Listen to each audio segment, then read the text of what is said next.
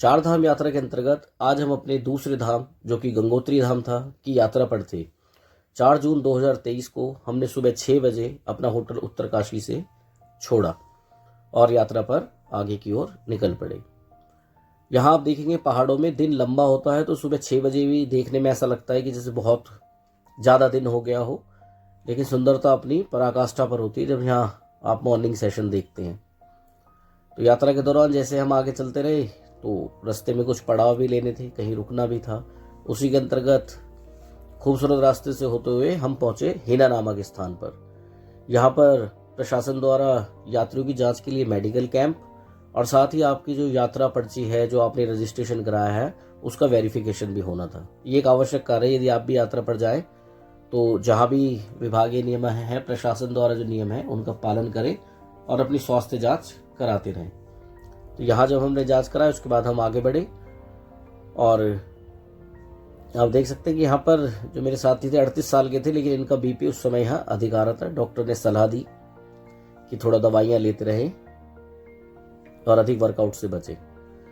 जैसे जैसे आगे चल रहे थे तो आप देख सकते हैं कि मेरे अपना अनुसार व्यक्तिगत मेरा मानना है कि चारों धाम यात्रा के अंतर्गत यदि जो सबसे सर्वाधिक सुंदर स्थान मैं कहूँ यात्रा के पॉइंट ऑफ व्यू से देख तो मुझे लगता है कि जो रास्ते की खूबसूरती है या सुंदरता है, प्राकृतिक सुंदरता जिसे हम कहें, रास्ते में पड़ने वाले खूबसूरत नदी किनारे बसे हुए गांव हों, तो गंगोत्री धाम की यात्रा सबसे सुंदर यात्राओं में से एक है।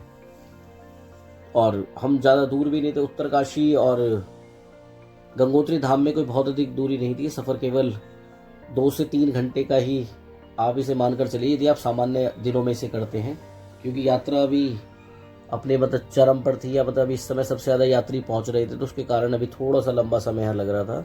नहीं, उत्तरकाशी से गंगोत्री धाम की यात्रा 3 घंटे के आसपास की आप मान के चलिए। 10:30 बजे के आसपास हम गंगोत्री धाम पार्किंग में पहुंच चुके थे। यहाँ से लगभग मंदिर तक की यात्रा जो थी वो लगभग 1 किलोमीटर से तो कम ही रही होगी। तो यहाँ कर भी हमने सबसे पहले अपने जो पर्ची है या अपना जो वेरिफिकेशन है, उसके बाद आपको हर चारों धाम में इस बात का आप ध्यान रखिएगा कि आपको जो जिस भी धाम के दर्शन करने हैं उसके फाइनल दर्शन करने से पहले आपको अपना यात्रा टोकन लेना होगा, जो कि आपको आपके रजिस्ट्रेशन के माध्यम से ही प्राप्त होगा। तो हमने भी वो दर्शन टोकन प्राप्त कर हम आगे बढ़े। और इस समय क्योंकि मैंने आपको बताया यात्रियों की भीड़ अच्छी खासी संख्या थी, क्योंकि मैं आपको भी यदि आप अपने साथ वृद्धजन को लेकर चल रहे हैं, अपने बड़े बड़े माता पिता को लेकर चल रहे हैं, यदि स्वास्थ्य कारणों से आप यात्रा को उचित समय पर करना चाहते हैं तो आप मई और जून का ही मौसम देखिए। इस समय थोड़ी भीड़ अवश्य हो सकती है, लेकिन जो मौसम की आपदाएं जैसे भी आप देख रहे हैं, बाढ़ आ रही है या फ्लड हो रही है या लैंडस्लाइड हो रही है, तो इस समय आप बचे रहते हैं। यात्रा में आगे चलते हम पहुंचे गंगोत्री धाम और ये देख सकते हैं माता गंगा का पावन जल।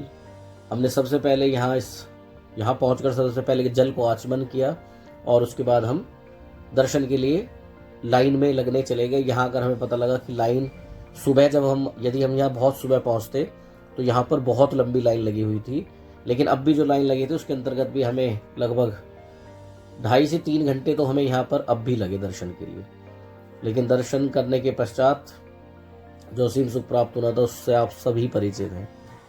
लाइन में आप देख सकते हैं प्रशासन ने अपने स्तर पर व्यवस्था करने की कोशिश जरूर की है, लेकिन वो कोशिश पूरी तरह से संभव नहीं हो पाई। उसके अंतर्गत हम यात्रीगण भी जिम्मेदार हैं जो अनुशासन का पालन नहीं करते। मंदिर परिसर में लाइन की उचित व्यवस्था बना रखी थी, जबकि बाहर अव्यवस्था थी। यहाँ पर पुलिस भी काफ़ी अच्छी संख्या में मौजूद थी जो लाइन को समय समय पर सही करा रही थी। तो यहाँ पहुंचकर जब आप गंगोत्री धाम पहुंचते हैं, किसी भी धार्मिक स्थान पर जिसकी आप यात्रा कर रहे हो, जब वहाँ पहुंचते हैं तो आपकी थकान, आपके दुख दर्द कष्ट सब लगभग मानसिक रूप से आप उनसे दूर हो चुके होते हैं और आपका पूरा ध्यान केवल और केवल उस धाम की ओर होता है, उस स्थान की ओर होता है जिसकी यात्रा पर आप आए हैं। तो हमने भी इस स्थान पर पहुंचकर बहुत एक असीम आनंद का अनुभव लिया और मैं तो इस यात्रा को और भी अधिक अच्छा महसूस करूंगा, क्योंकि मैं ये यात्रा अपने पिताजी और दोस्तों के साथ कर रहा था। तो साथ बने रहिए, घूमते रहेंगे और भी